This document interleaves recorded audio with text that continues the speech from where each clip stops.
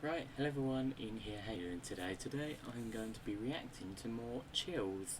That's right, yeah, I know it's a Sunday and it's not a Saturday or a Thursday or whatever day he uploads. But there was a video that I have seen, I haven't seen it before, but I didn't even have to go on here. This one here. Send help, he has a gun. And then whatever else that says. I want to see what that one is, because I don't know what that one is. And yeah, remember my broken seed? We have found seed 0. That's a 1. Let's react to Number this one. 15, Edity NL. A YouTuber by the name of Bass Wheeling claims to have hacked the teleprompter of a famous Dutch television program called Edity NL. Bass hacked into Edity's network and connected live to their auto cue.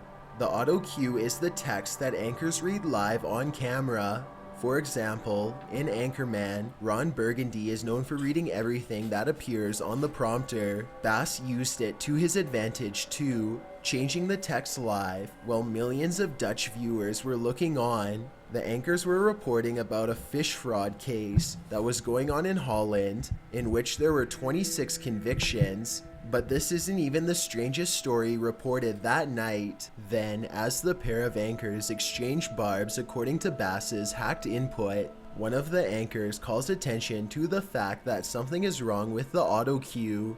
He calls out the person doing it and tells them to keep their hands to themselves. He doesn't seem too thrilled with the hack and secret teleprompter messages, but his female co-anchor does. Number 14, Fox News anonymous hack. In 2015, this video was posted to YouTube claiming hacktivists Anonymous hacked Fox News live on air during Dr. Jack Kavorian's first live national TV interview. Static started breaking into the exclusive. Replacing the doctor in the right-hand viewfinder was an anonymous representative. Dear Fox News, he starts, it has come to our attention that you've been alienating the American people. He goes on to accuse Fox of promoting fear and bowing down to corporate America and covering up corporate corruption. Anonymous also accuses Fox of participating in an orchestrated attempt to misinform the general public. He takes a dig at Fox's claim to be fair and balanced, saying Fox is against the people. He tears down Fox's journalistic integrity, accusing it of being sacrificed to the dollar. Anonymous then claims to have been watching their corporate masters and that they know their secrets. They can no longer hide from Anonymous and the American people. The dollar cannot stop an idea whose time has come, Anonymous states. Fox then returns to its regularly scheduled programming as though nothing ever happened. Number 13. Johnson Ferry.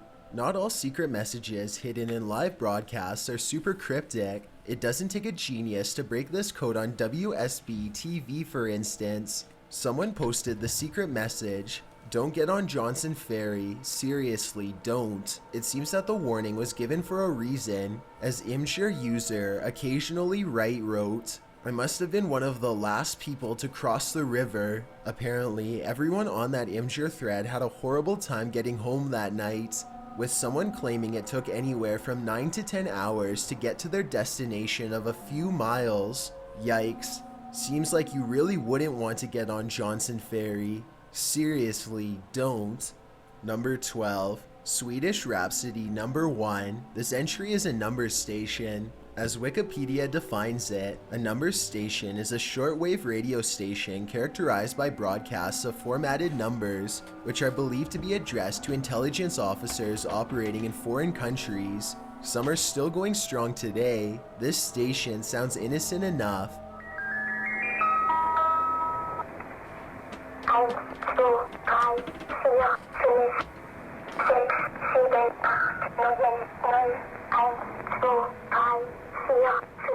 After all, it's only a symphonic rhapsody composed in 1903, but the rhapsody put on its spy mask and became a frequent interval signal on a number station.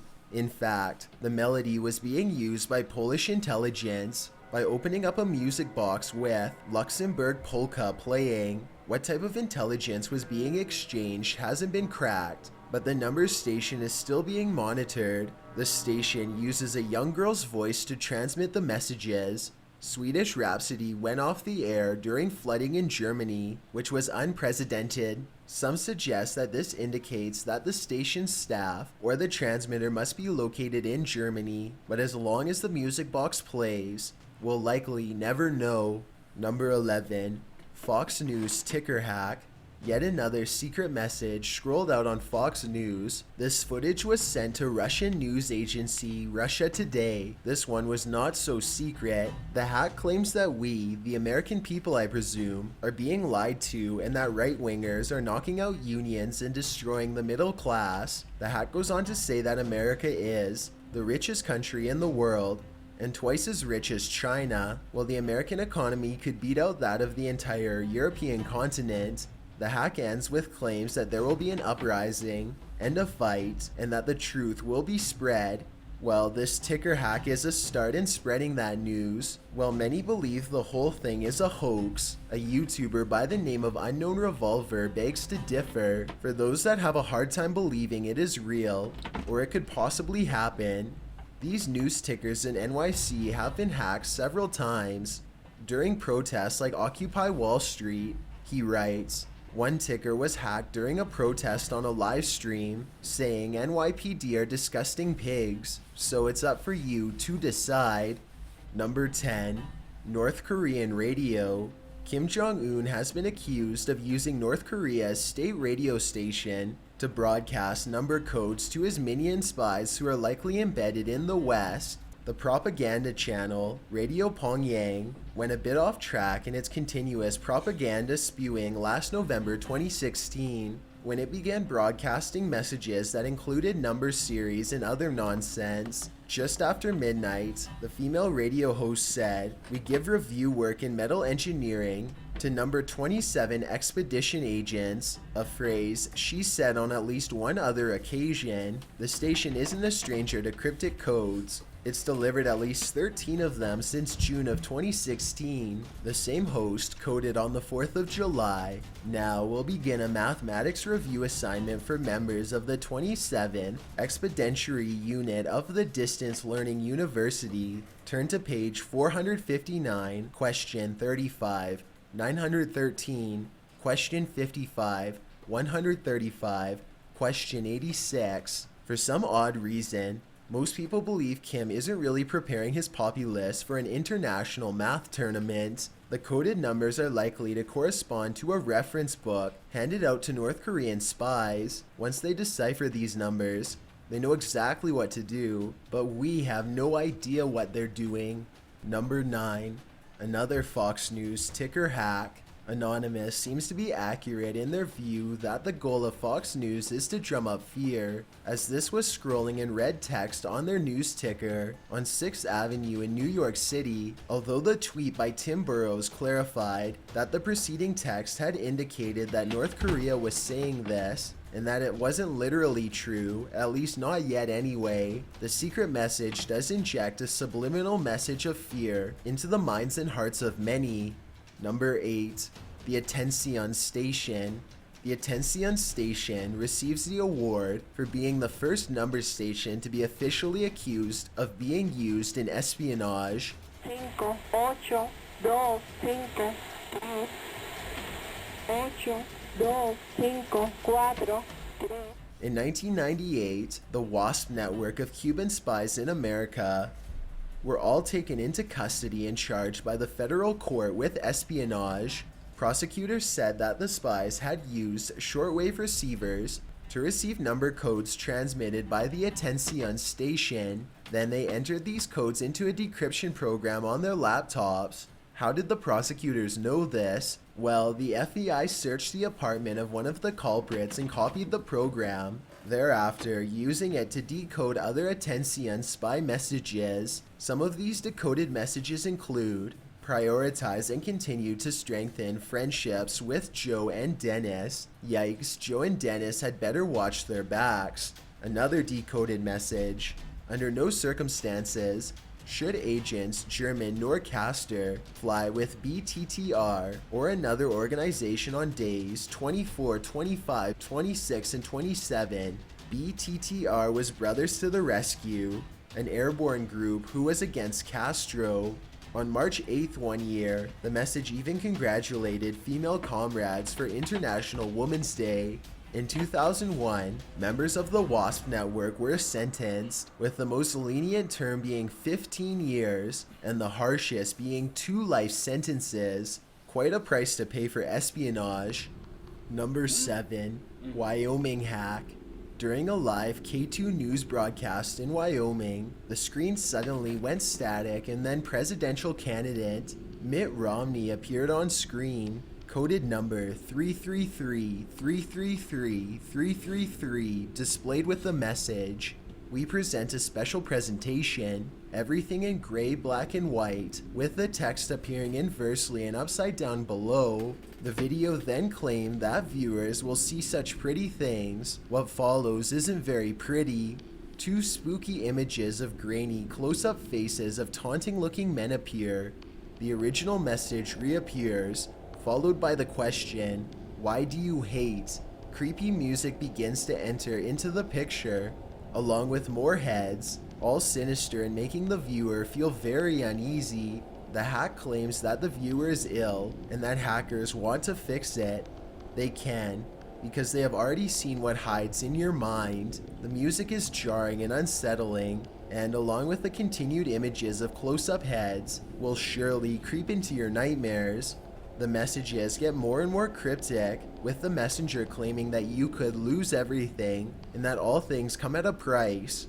The messages also become more creepy, as the viewer is told they can't hide forever, and that the messenger is standing at their door, before fading into static and back to the original programming. The sentence, "All good things," appears on the screen. While most of the hack was bogus, the last point is true. All good things must come to an end. Number 6. The Lincolnshire Poacher. This station was Cyprus-based, transmitting there in the mid-70s until all the way up to 2008. Music again served as the interval signal. This time, it was a few bars from the Lincolnshire Poacher, an old English folk song.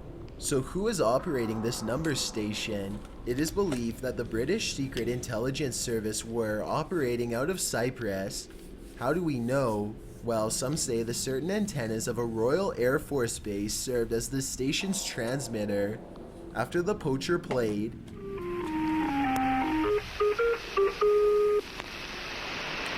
39715. a British female voice, sounding like synthesized electronics, would read groups of numbers in fives, like 03699 for instance. The last number in the group was read in a high pitch. The poacher station operated in order to correspond to spies in various countries. The codes were then to be decoded. The final transmission on record was on the 29th of June 2008. Some suggest the poacher may have gone off air instead, relying on telephones and other communication methods. In fact, give a call to a certain registered phone number in Aldershot, and supposedly you'll hear the interval signal, followed by the sequence of 5 numbers. After this information was published, a message at this number said to use backup channel Romeo X-ray 39, followed by end. Now, if only we had access to the backup channel, then we might be able to decode this mystery. Number 5. Fox News Hack 2. This Fox News hack apparently came as Trump reacted to the attacks in France back in 2016, as Greta Van Susteren speaks to some guy who's defending Trump's comments on the attack. He says, "This is the presidential candidate," and up pops an image of Elliot Alderson of the TV series Mr. Robot. Alderson, a young cyber... Or his actual name, by the way, is Rami Malek. security engineer who becomes part of a hacker group. While neither the hack nor the secret message behind it seems all that significant, this doesn't stop believers from seeing deeper into it. Some think Greta's subscription to Scientology might be the reason. Hacktivists targeted her show. Scientology is one of the mortal enemies of hacktivists. Could be, but seems a bit of a stretch. Number 4. The Pip. Broadcasted somewhere in southern Europe, radio listeners gave this shortwave radio station the name The Pip in English because it broadcasts brief regular beeps at about 50 a minute, all day, every day. In Russia, which is believed to be its originator, it's called Kaplia, aka the drop. Sometimes a Russian voice breaks into the pips. The voice transmission often launches off with the code 8S1SHCH, which most believe is either the call sign or the station's real name. The station's owner has been hypothesized to be an Army District Communication Center, Acacia, by radioscanner.ru. While the PIP's ultimate purpose remains unknown, it is believed to be just a cog in a network of a much bigger radio communication or control center. As mentioned, the buzzer and another sister station called the squeaky wheel are also believed to be cogs. The pip and the squeaky wheel seem to be intimately tied, as whenever something's broadcast on the pip, a message on the squeaky wheel soon follows. Some claim that you can hear the pip beeping on in the background during one of the squeaky wheel's message transmissions. Number 3. HM01. It seems every nation on Earth is in on number stations. The frequency, 17,480 kilohertz, is believed to be a Cuban number station. The code is read in an electronic female Spanish-speaking voice, and the number sequences are provided in a series of 5 digits. There is often a long pause after the sequence is read, after which it's read again. A bell tone and an early 90s modem noise blast follows it. The sequence is repeated over and over like this for around 20 minutes. Static follows. Known as HM01, the shortwave number station is nicknamed Voice of the Girl. Naturally, most believe the Cuban Intelligence Directorate, known as the DI, is behind the station. HM01 continues to operate and is believed to be a sister station of Atención, which was an entry on this list. This station uses a one-time pad, a key that was previously shared and is tossed aside after one use. The pad isn't recycled, making the codes indecipherable by anyone who doesn't have the pad. Some believe that HM01 and the government-run radio station, Radio Havana, Cuba, are broadcasting from the same building, as the frequencies often mix. As the US and Cuban relations have started to warm, some wonder why the station is still in operation. Others think the political climate between nations doesn't matter. Spies are everywhere, and they always will be. Even friendly nations are all up in each other's business. Looks like HM01 won't be going away anytime soon. Number 2. Enigma, Station X. If you've seen The Imitation Game, you know some of the history of Enigma. If you haven't, go see it, it's really good. The codebreakers at the Government Code and Cipher School in Britain were trained to break the secret communications passed between the agents of the enemy. Also known as BP or Station X, the headquarters recruited those that could solve cryptic crossword puzzles in epic time, as their lateral thinking skills were much needed. Code-breaking efforts peaked in January 1945. At that point, around 10,000 people were working there, or in its other network stations, 75% of whom were women, and many of whom held degrees in engineering, physics, and math, and some of whom were bilingual. Perhaps the most famed of the codes broken involved the German Enigma and Lorenz ciphers. In theory, they should have been unbreakable, but a lack of discipline from German personnel, along with failures in their cryptographic procedures, made them vulnerable to decoding, which is just what those at Bletchley Park did. If Germany had known Bletchley was having any success, they could have easily altered their procedures, but thankfully they didn't. The secret was kept amongst staff, with a security warning posted on campus that stated, "Do not talk at meals, do not talk in the transport, do not talk traveling, do not talk in the billet, do not talk by your own fireside, be careful even in your hut." One of the most successful cryptologists at Bletchley was Alan Turing. He created a technique which was used to decode the Lorenz cipher messages that a new German secret writer machine created. It involved wheel breaking so that the cam settings could be figured out and codes could be deciphered fast and with precision. Without these top coders and their efforts, many historians believe the outcome would have been significantly altered. Before we get to number 1, my name is Chills and I hope you're enjoying. If you find out the number 1 and taking over a new number 1, the captive news report. Taking over a news station with a list of demands seems like an impossible challenge, but that's exactly what happened in this entry. In Phoenix, Arizona on May 28, 1983, this KOOL TV broadcast had a very sudden change of plans when Joe Gwynn barged into the studio armed with demands. Anchorman Bill Close thought it was a joke until Gwynn fired a shot in the air. He took a production assistant and camera woman captive and demanded to be put on the air. This continued for almost 5 hours until the station owner agreed to his demands. To save his employees' lives, in a sealed room, Gwynn kept his piece pointed at the anchorman's stomach as he read Gwynn's 12-page statement, written by hand. He thought the message had to get out to save the world, the anchorman later said.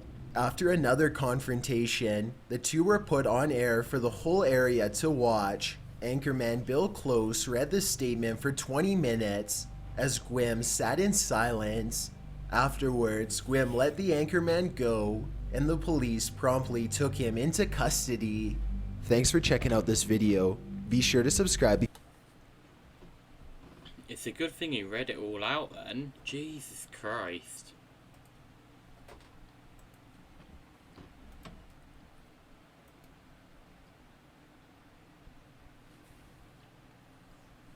Hey, what? There was other stuff as well.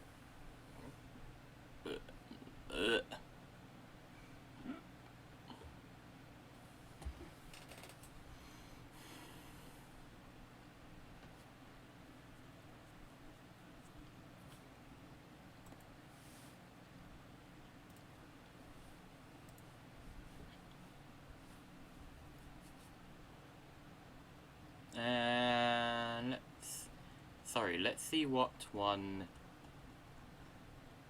And you. Have we seen this one? I think we have.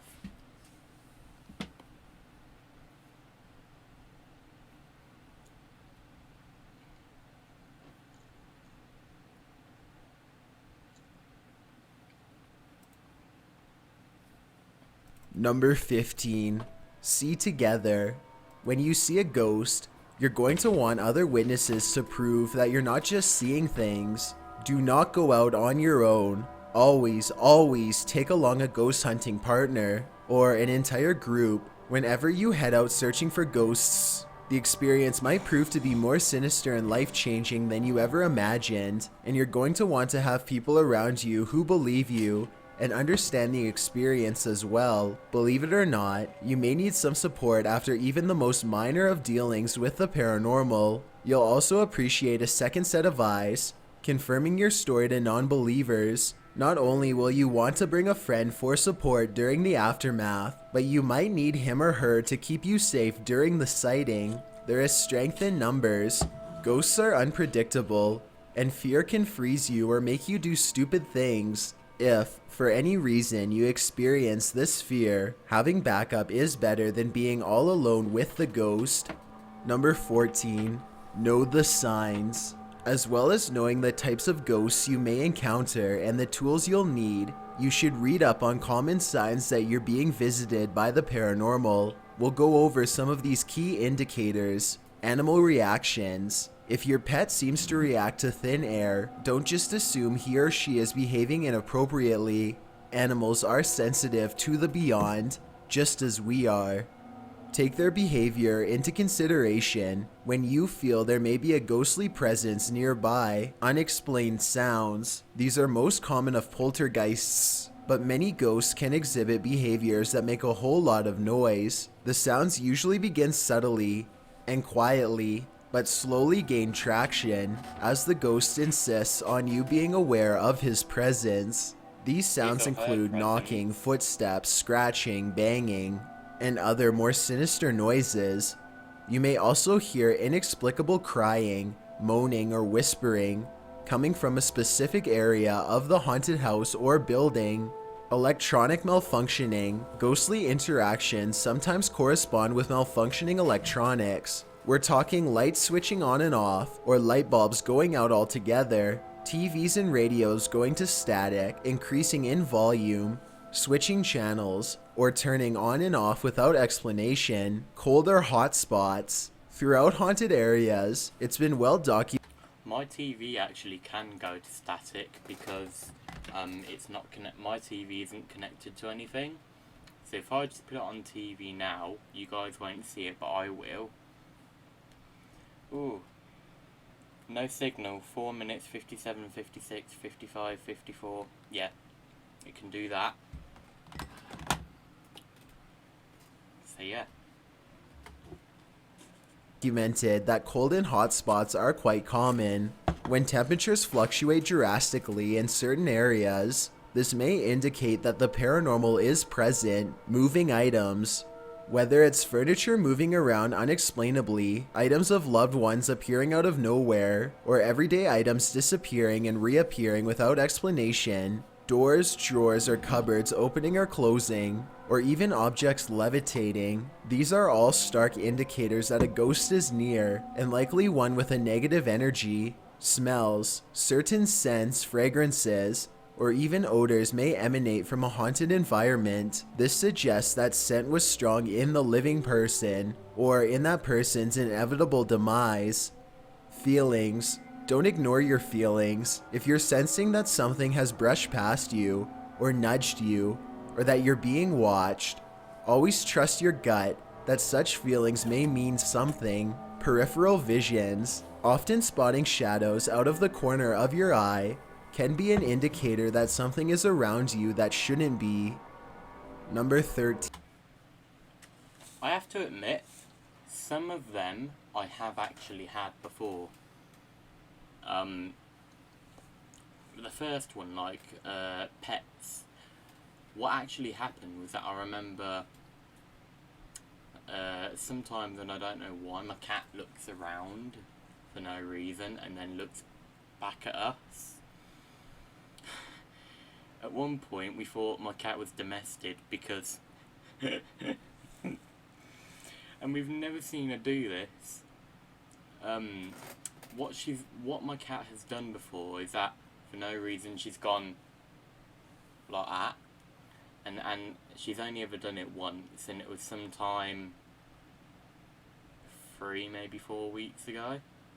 I don't know, but yeah, don't know why she went like that, but she hasn't done it since. And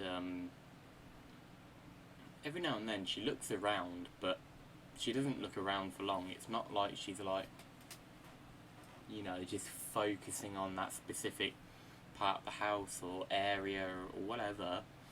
I remember when I was younger, I remember seeing black shadows, and it weren't just out the corner of my eye. I remember watching them go from one spot to another, and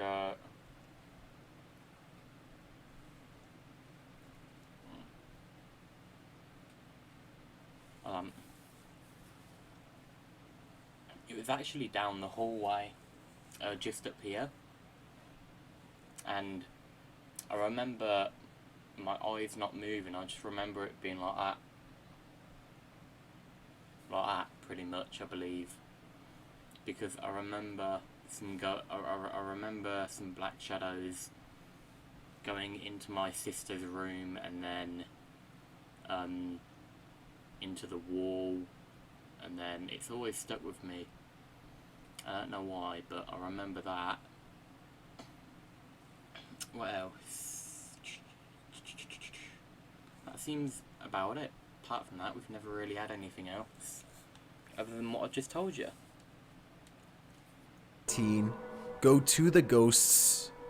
Of course, to see a ghost, you must find a ghost. The best way to do that is to go to the ghost's favorite haunts. We're talking haunted houses, haunted hotels, graveyards, old psych wards, decrepit hospitals and schools. Think ancient locations. Historical sites of dark pasts and horror are your best bet to catch a glimpse of a ghost. Some of the more famous haunted sites in America, for instance, are the Stanley Hotel in Colorado, a haunted hotel that Stephen King based The Shining on, or the Eastern State Pen in Philadelphia. The old lockup is no longer occupied by the living, but it's said to be haunted by the inmates that once clanged against those cells. You could even consider going international. Victoria, Australia's asylum will be sure to drive you crazy. The facility operated between 1867 and 1995, during which more than 9,000 patients passed there, some in mysterious ways. Or try out Leap Castle in Ireland. The luck of the Irish is sure to bring some of the horrible history of Leap back from its grave, as many were locked up there and met their fate. You might even fly over to this haunted home in Rose Hall, Jamaica, where a voodoo priestess once lived. She still haunts the place, and if you follow this tip and go to the ghosts, you may just run into her. Number 12. Get equipped. Apart from a camera, you'll want to be well equipped for a ghost hunt. Most ghost hunting teams take along abundant equipment for their adventures, so the following is the short-listed supplies you might consider stockpiling for your own private ghost hunt. First of all, you're probably an amateur ghost hunter, so you don't have unlimited funds for such things like top-notch audio recorders, video cameras, and digital laser thermometers. Unless you're planning to become a professional ghost hunter, affordable equipment will be your go-to. Let's start with the basics. Your mobile phone to call for assistance if needed, a flashlight, batteries, comfortable walking shoes and clothing, and a pen and paper to jot down paranormal notes like the feeling of the space, the temperature, and any other abnormal happenings. Next, you might even consider bringing an audio recorder of some kind. Even those on the cheaper end will be better than none at all, as you're going to want proof of your experience. But obviously a higher quality recorder is preferred. If you have a decent bankroll, spring for some of the gear that the big names use. Ghost hunters on the Sci-Fi Channel, Grant Wilson and Jason Hawes, shared their expert opinions on some of the best ghost hunting gear to keep in your tool belt with tech source PC Mag. Griffith adds that most of the equipment used on the show is simply to monitor the environment, such as barometric pressure, temperature, changes in wind or static charge, and electromagnetic fields. It is not normal for any of these environmental conditions to change drastically in a short amount of time. He told PC Mag, "We have found that when this happens, paranormal activity is underway. This high-tech and rather more expensive gear includes thermal cameras, motion detectors, laser grid scopes, full spectrum cameras, EMF meters, EVPs, and special infrared probe thermometers. Here's how each of these things help you see ghosts. Thermal cameras offer a visual of cold and hot spots in any given area. This will help you see where the ghosts might be hanging about, invisible to the human eye. Motion detectors obviously detect motion in the room. If you're not moving, then what is? Laser grid scopes cast a grid of green dots via a laser across a given field. This allows you to spot upsets in pattern, showing you that there's something amiss in your midst. Full spectrum cameras offer viewers a near ultraviolet, near infrared light. Having an all-encompassing visual is essential to seeing every angle and every ghost. EMF meters measure electromagnetic levels. When a fluctuation registers on an EMF meter that isn't within the normal range, ghost hunters consider this to be an indicator of paranormal activity. EVPs, or electronic voice phenomena, are high-tech microphones that capture sound not within our normal human range. Infrared probe thermometers measure the room's temperature and Speaking of EVPs, Ghost Adventures at one point used to use Audacity, if some of you guys didn't know. Just to show you. Ghost Adventures using Audacity.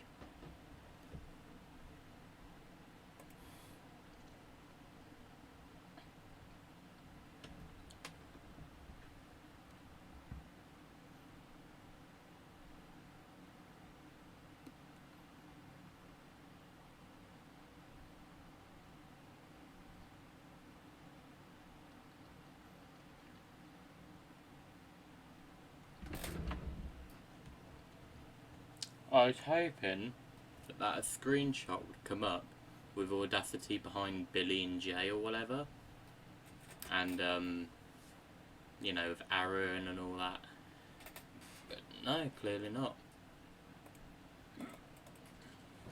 register cold air pockets. If the temp of a spot sinks by 10+ degrees, this may indicate a ghost is present. With all of these tools in your tool belt, you'll be sure to know whether a ghost is present, which will allow you to call it forth. Number 11.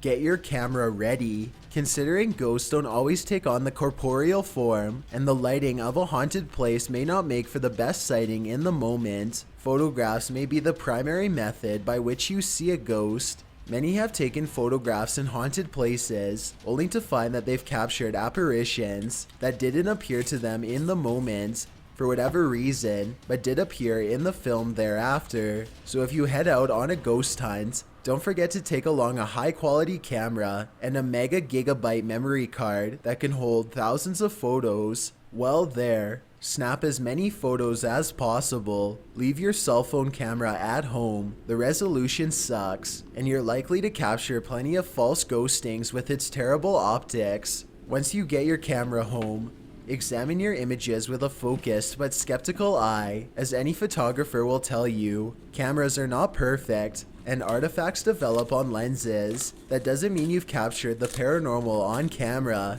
but you may just be in the right place at the right time to capture a shadow person, a corporeal ghost, or the energy that you're looking for. Number 10. Know your ghosts. The concept and appearance of ghosts date back to antiquity. 8th century BC Homer describes ghosts as a vapor gibbering and whining into the earth. Ghosts often manifested in transparent forms, like vapor, in classic literature, while on other occasions, they might appear corporeal. In modern times, this type of ghost is called the interactive personality or other familiar entity. This is the ghostly form that most of us picture when we hear the word ghost, because it takes the shape of a living person, same personality, mannerisms, etc., though slightly transparent and discolored. But there are more uncommon ghosts that take other forms, and if you're not ghost savvy, after happening upon one of these, you may not even know that you saw a ghost. For instance, ectomist and ectoplasm is the vaporous cloud often written about in ancient texts. It floats above the ground in a gray, Especially white, or black Ghostbusters. orbital mist. This indicates that a ghost is present. Similarly, orbs are ghost indicators as well. They hover above the ground in a ball of light that's transparent. Sometimes they aren't seen in the moment, but rather afterward. In photographs taken during a ghost hunt, these orbs are considered to be the souls of the departed. You might also sense a poltergeist, but you'd probably hear it rather than see it. Poltergeist actually means noisy ghost, although it's not often seen in a physical form. It's the type of ghost that wreaks havoc throughout the home with loud crashes, slamming doors, stomping or knocking noises, the flickering of lights, etc. If you don't see it in and of yourself, you'll at least experience its misdeeds. Ghost sightings also commonly have this thing, which is like a heat airwave. This airwave is aptly described by blogger Amanda Lynette Metter. The energetic vibration and density of a spirit is different than that of beings and things in the physical world, including air, she writes. So seeing a change in the density or texture in the air around you is most common. Metters suggest that ghosts may appear as visual snow or a fuzzy air heat wave that manifests in a haunted space and travels around the area. The heat wave is most often seen in low lighting, so dim the lights to observe the ghostly energy. The point is, ghosts and spirits can take many forms, so before you head out in the hopes of spotting the classic ghost, all transparent and human-like, consider other ghostly shapes, be educated in the visual energies of a ghost, be aware that you can also see either full or partial apparitions, or via your peripheral vision, be on guard and trust your gut that what you're seeing is what should be believed. Number 9. Go on a ghost hunt. For those of us who would jump at the chance to see a real-life ghost, the best way to see them is to seek them out. Most of the time, ghosts just don't appear to you unless you're the proud new owner of a house that was built on a graveyard, or someone has accidentally gifted you with a cursed doll. It's unlikely that you'll be handed the right set of circumstances for sight. So, like the rest of us ghost hunters, you'll have to take charge of putting the right circumstances into place. One way to do this is to go on an actual ghost hunt. What's a ghost hunt, you ask? For those who are inexperienced regarding paranormal happenings, a ghost hunt is often led by an actual ghost investigation team who specializes in communicating with the spirits among us. They know where to go, what to bring, how to open up opportunities for sightings. These groups are all over the country, and they often hold public events. If you've seen TV shows like Unsolved Mysteries, Paranormal Files, or Ghost Hunters International, you'll probably know what this kind of investigative team looks like, as well as some of the gear they use. But don't get your hopes up. While there are no statistics on the matter, I'm guessing the success rate of a non-televised hunt won't be as seen on TV. There's actually one.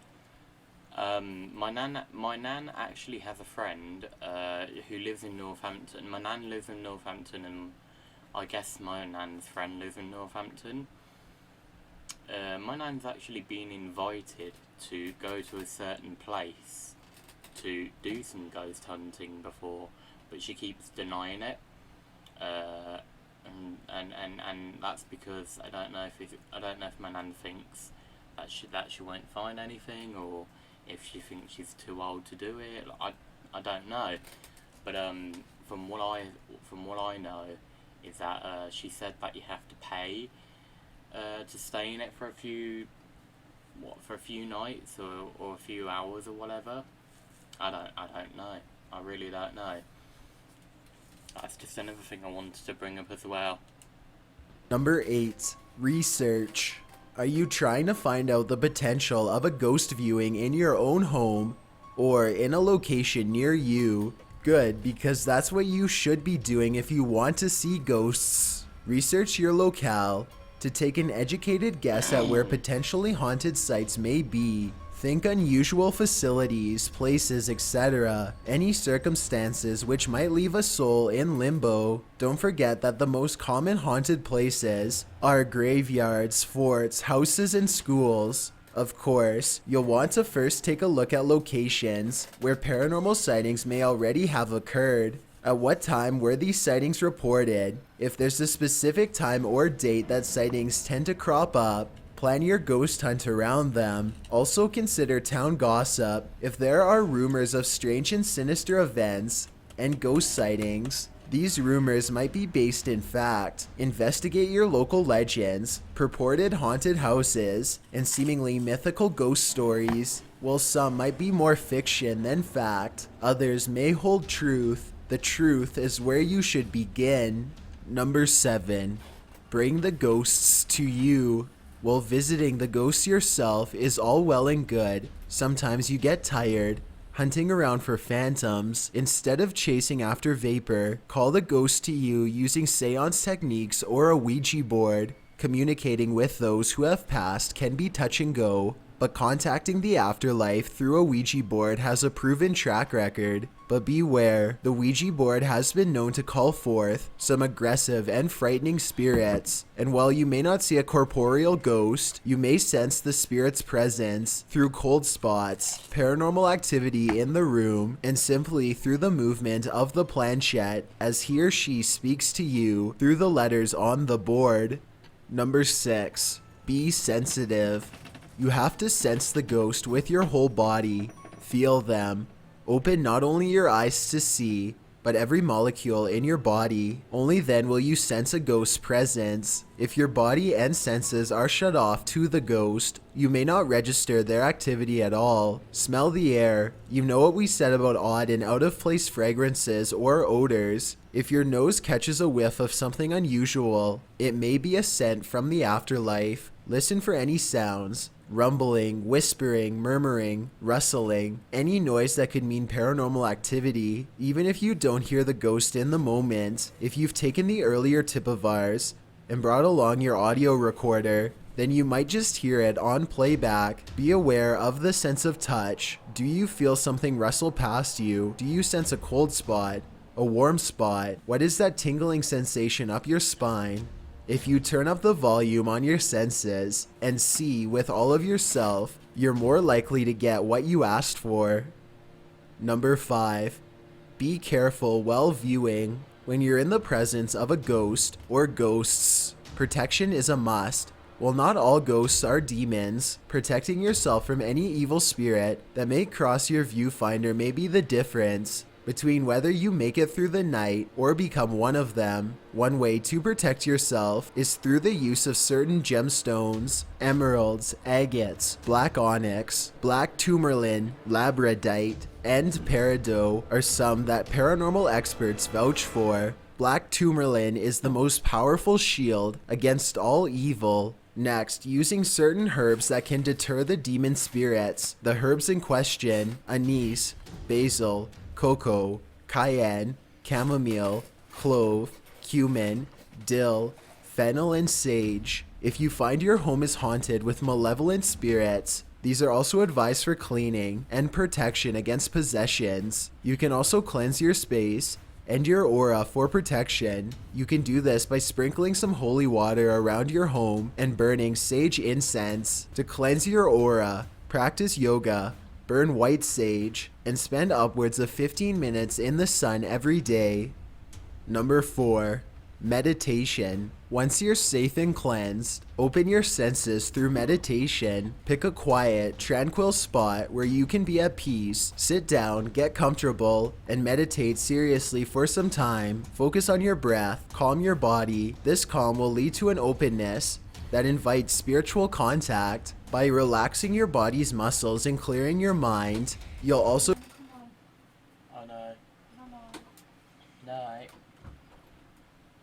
be freeing up your senses for that spine-tingling sighting. And remember what we said about the senses. You must be sensitive to pick up on the sometimes subtle movements and behaviors of the ghost. You will also awaken your third eye, which we'll discuss later in this top 15. Number 3. Sell salt. This is a tip to seeing ghosts according to Chinese tradition. Take a decent amount of salt and mosey on over to your local graveyard. Sometime before midnight, place a mat on the ground somewhere in the yard, put the salt on the mat, and wait. When midnight rolls around, you'll experience something that will make you a believer. Ghosts will come along, stretching out their ghostly hands to buy salt from you. Do not look up at the ghost. Just place a pinch of salt into one of their outstretched palms and shiver. It is said that if you look directly at the ghost, you will be cursed and terrible things will happen to you. If they're buying the salt, shouldn't you be paid for it? Yes, of course. Some say that the ghosts will pay you in hell money or other random trades. When the sun comes up, these trades will convert into real money. If you make it until sunrise, pick up your mat, whatever remains of your salt, and march out of that graveyard. Don't look back. Number 2. Don't believe.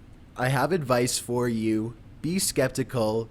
Think about it, in nearly any scary movie or real-life ghost encounter, the most skeptical of the bunch is the one who gets it the worst. They always say, "I didn't believe it before, but I do now that I've seen it with my own 2 eyes."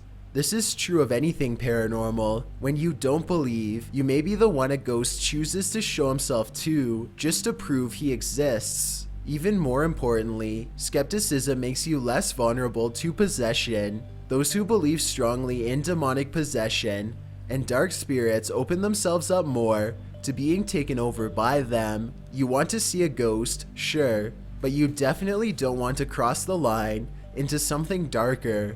So carrying around a fair amount of skepticism will serve you in both cases. Before we get to number 1, my name is Chill.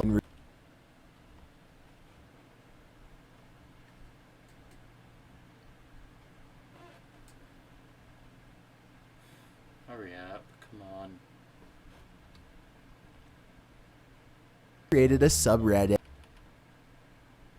subscribe button, and the bell load every interested in getting we physical. Not only it holds very and how is a species that attachment as we see so much conditioning and social experiencing. See, thanks for is a the third eye. It's third eye. We all have a third eye, and using it is one way to see spirits with your mind. You may be asking, what is the third eye? It's stronger than your physical eyes because your perceptions and intuition are stored there. The third eye can not only see the energy that lies before you, but also that which lies behind. It holds this vision in the form of a memory. These images can appear before your very eyes as though you're physically seeing them, but actually they're spirits of your memory and how you remember and envision things. When it comes down to it, every human being is a spirit. We carry around our spirits within our corporeal bodies. That doesn't necessarily mean every human being is or will be a ghost. Those spirits who remain even tentatively on Earth only stay because they are attached materially in some way to the space between the physical realm and the non-physical. You really must work to open this third eye. It's easier in youth.